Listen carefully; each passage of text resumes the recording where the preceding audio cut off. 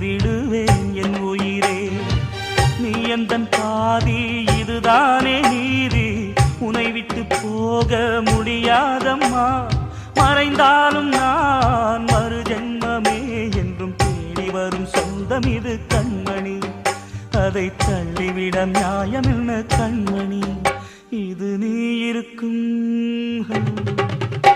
இது நீ இருக்கும் நெஞ்சமடி கண்மணி. இன்று யாரடிச்சு விம்முதடி கண்மணி? ஒரு வீடு கட்டி வச்சிருந்தேன் கண்மணி, அது வெட்ட வெளியாச்சுதடி